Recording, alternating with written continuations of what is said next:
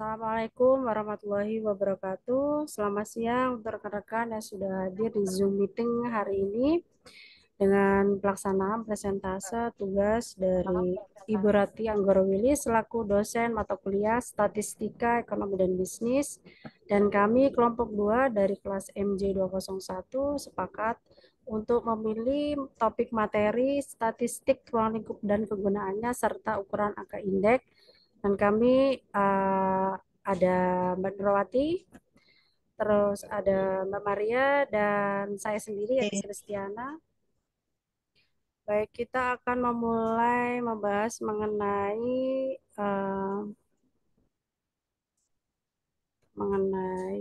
sorry.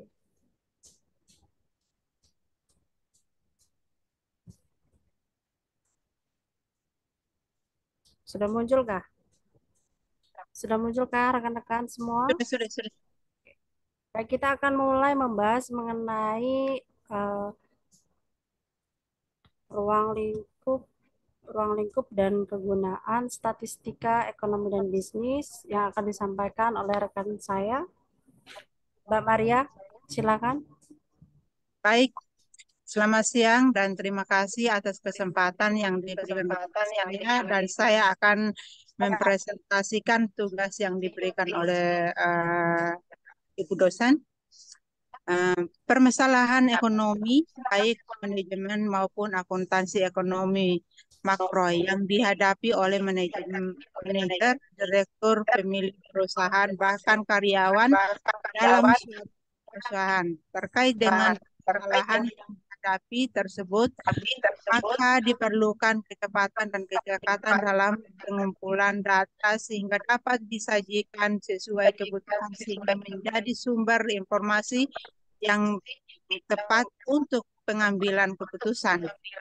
Definisi statistika adalah sebuah ilmu yang mempelajari bagaimana cara merencanakan, mengumpulkan, menganalisa, lalu menginterpretasikan dan akhirnya presentasikan dalam data atau ilmu yang bersangkutan dengan suatu data. Statistika adalah bidang ilmu yang mempelajari tentang pengumpulan data, analisis data, penyajian data, hingga pengambilan kesimpulan untuk mengungkap pola dan suatu tren tertentu. Jenis-jenis statistika. Satu, statistika deskriptif, penyajian data, ukuran pemusatan, angka indeks, deret berkala. Dua, statistika inferensial, probabilitas dan teori keputusan, metode sampling, teori pendugaan, pengujian hipotesa, regresi dan korelasi statistika non parametrik. Pengertian statistika deskriptif merupakan yang berkaitan dengan metode atau cara untuk metode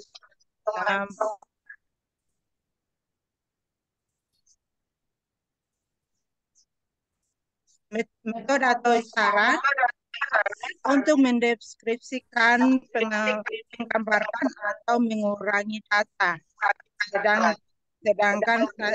Sedangkan statistika inferensial berkaitan cara penarikan kesimpulan berdasarkan data yang diperoleh dari sampel untuk menggambarkan karakteristik dari suatu populasi. Tujuan statistika. Satu, sebagai sumber bahan atau keterangan mengenai berbagai hasil. Dua, mendeskripsikan atau menjelaskan data terkait populasi tertentu. Tiga, memperoleh gambaran masalah dari sebuah populasi. Empat, membuat estimasi dari data untuk dijadikan sebagai besar pengambilan keputusan. 5. Membantu menganalisis data agar dapat mengetahui nilai dari hasil suatu hal. 6. Mengurangi luasnya jumlah populasi ke dalam ukuran yang lebih kecil agar dapat dipahami dengan mudah. Baik, terima kasih Kak Maria atas penjelasannya mengenai ruang lingkup dan kegunaannya. Statistika ekonomi. Baik, sekarang mengenai langkah-langkah penyajian data. Yang pertama, pertanyaan yang harus dijawab yaitu memahami masalah dan jawaban yang diperlukan. 2. Mengumpulkan data yang sesuai masalah dan tujuan. Yang ketiga, menata data. Artinya menata data mentah ke distribusi frekuensi. Yang keempat, menyajikan data, yaitu menyajikan data distribusi dengan grafik. Dan yang terakhir adalah kemudian kesimpulan atau menarik kesimpulan suatu masalah.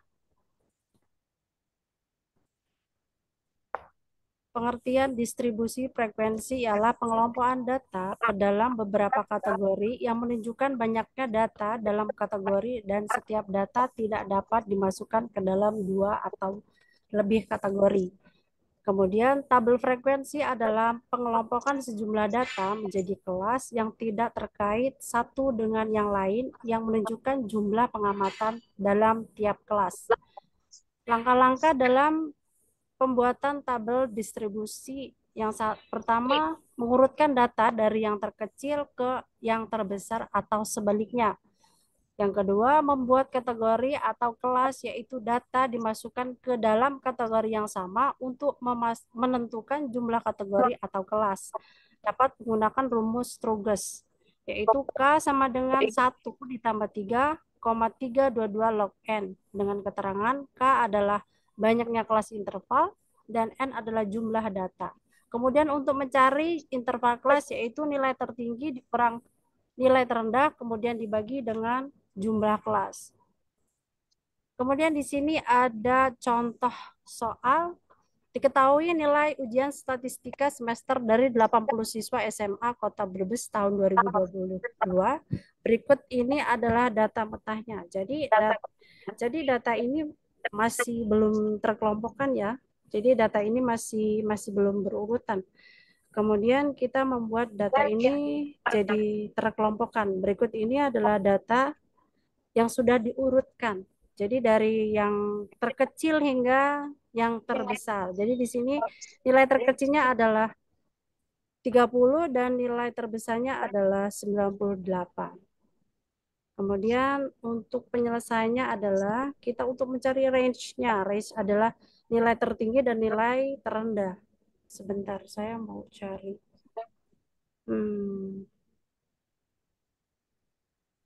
Nilai terendahnya yaitu nilai tertingginya adalah 98 dikurang 30 dengan nilai terkecil yaitu 68.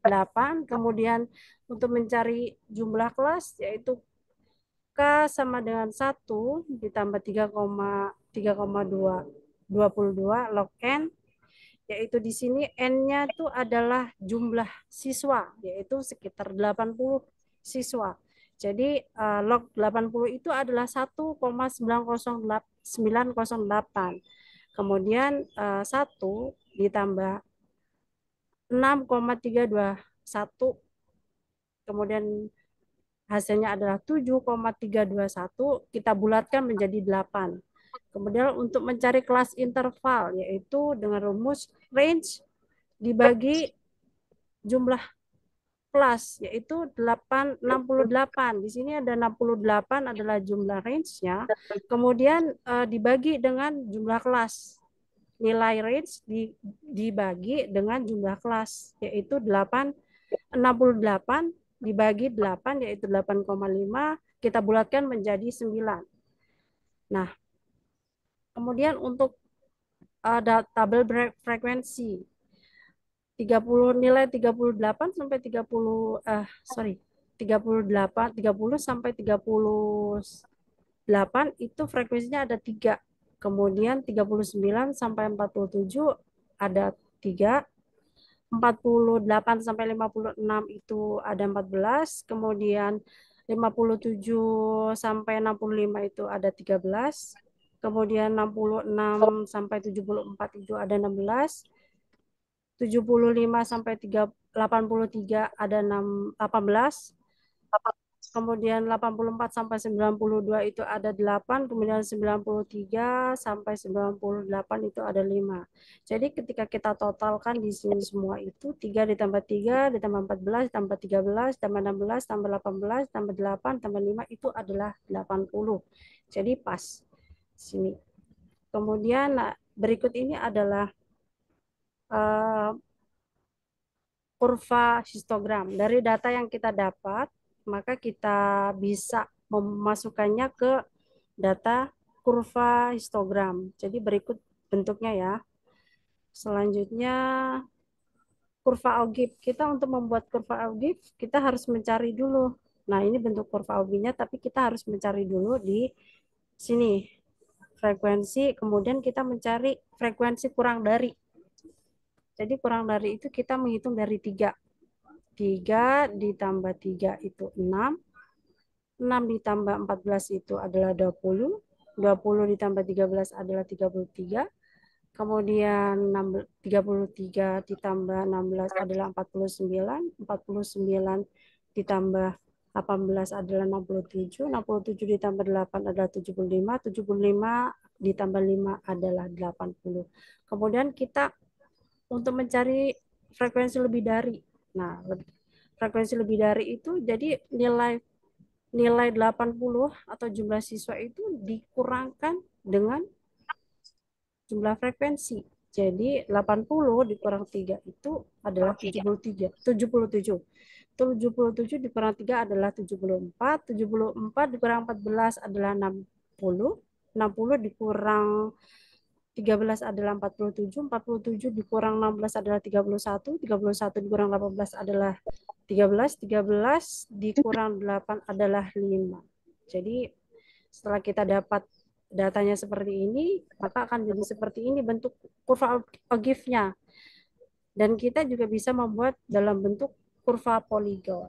Jadi dari data yang kita dapat disimpulkan bahwa nilai semester 80 siswa SMA Kota Brebes tahun 2022 belum sempurna, namun terbilang cukup baik karena nilai rata-ratanya yaitu 75 sampai 83 sebanyak 18 siswa, sedangkan nilai tertinggi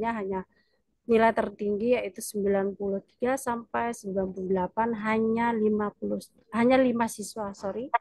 Dan pengajar dalam menyampaikan materi pembelajaran sangatlah memuaskan sehingga mayoritas siswa di kelas memahami apa yang pengajar atau guru sampaikan. Demikian penjelasan mengenai statistika ruang lingkup dan kegunaannya beserta contoh soalnya. Kemudian ukuran angka indeks yang akan disampaikan oleh rekan saya, Mbak Nurwati, silakan. Baik, di sini saya akan menjelaskan tentang ukuran angka indeks, yaitu ada 4 poin, satu pengantar atau konsep indeks, yang kedua tujuan angka indeks, yang ketiga periode waktu, dan yang keempat indeks relatif sederhana. Untuk pertama, pengantar atau konsep indeks, angka indeks pada dasarnya suatu angka yang dibuat sedemikian rupa sehingga dapat dipergunakan untuk melakukan perbandingan antara kegiatan yang sama yaitu produksi, ekspor, hasil penjualan atau jumlah uang dalam waktu yang sederhana. Sedangkan untuk angka indeks adalah suatu angka yang digunakan untuk melakukan perbandingan antara suatu kegiatan atau kejadian yang sama dalam dua waktu yang berbeda. Untuk tujuan angka indeks, itu ada 3 poin, yaitu yang pertama dari angka indeks, kita dapat diketahui maju mundurnya atau naik turunnya suatu usaha atau kegiatan. Yang kedua, kemudian bertujuan pembuatan angka indeks adalah mengukur secara kuantitatif terjadinya perubahan dalam dua waktu yang berlainan. Yang ketiga, dan untuk kepentingan pemantauan atau monitoring atau evaluasi. Untuk periode waktu itu ada dua bagian ya, waktu dasar atau bisa kita sebut base period. periode yang dipakai sebagai dasar dalam membandingkan kegiatan tersebut. Waktu dasar biasanya dinyatakan dalam jangka indeks sebesar 100. Untuk waktu berjalan atau bersangkutan bisa kita sebut current periode, yaitu periode yang dipakai, yang sedang berjalan atau periode yang diperbandingkan dalam kegiatan. Untuk indeks relatif sederhana, yaitu indeks yang terdiri dari satu macam barang saja, baik untuk indeks produksi maupun indeks harga. Untuk indeks harga atau IH, yaitu rasio antara harga tahunan N dalam kurung PN dengan harga tahun dasar PO. Untuk keterangannya itu PN itu harga suatu barang pada periode N. Untuk PO, harga suatu barang pada periode dasar. Untuk rumusnya itu indeks harga N sama dengan PN dibagi PO dikali 100%. Untuk indeks kuantitas atau IK, rasio antara kuantitas tahun dasar QN dengan kuantitas tahun dasar QO dikalikan 100. Di sini dalam rumus indeks indeks kuantitas N sama dengan QN dibagi QO kali 100. Untuk keterangannya, QN itu kuantitas suatu barang pada periode N. Untuk QO-nya kuantitas suatu barang pada periode dasar. Indeks nilai atau bisa sebut IN, yaitu rasio antara hasil kali harga dan kuantitas tahun N, atau QN dengan hasil kali harga dan kuantitas tahun dasar atau QO dikalikan 100. Untuk rumusnya indeks nilai N sama dengan PN dikali QN dibagi PO dikali QO dikali 100. Untuk kasus contohnya itu diketahui harga jagung tahun 2020 itu kan harganya 8.000 dan tahun 2023 harga jagung sebesar 10.000. Di sini dipertanyakan berapakah angka indeks jagung tahun 2023 dibandingkan tahun 2022. Untuk penyelesaiannya, yaitu indeks harga N sama dengan PN dibagi PO dikalikan 100%. Untuk indeks harga N sama dengan 10.000 dibagi 8.000 dikali 100%, menghasilkan 125%. Untuk itu kita bisa menarik kesimpulan dari indeks harga jagung tahun 2023 dibandingkan tahun 2020 sebesar 125%, yang artinya dari tahun dasar 2020 harga jagung sudah mengalami peningkatan sebesar 25%, yaitu dari 125% dikurangi 100%. Baik, terima kasih Mbak Nurwati, luar biasa. Terima kasih juga untuk Kak Maria. Demikian penjelasan dari kami mengenai tugas terstruktur dengan topik materi, statistik ruang lingkup dan kegunaannya, serta ukuran angka indeks. Jika ada yang salah atau kurang dalam penjelasan kami mohon maaf dan semoga video ini bermanfaat. Wassalamualaikum warahmatullahi wabarakatuh. Selamat siang dan terima kasih.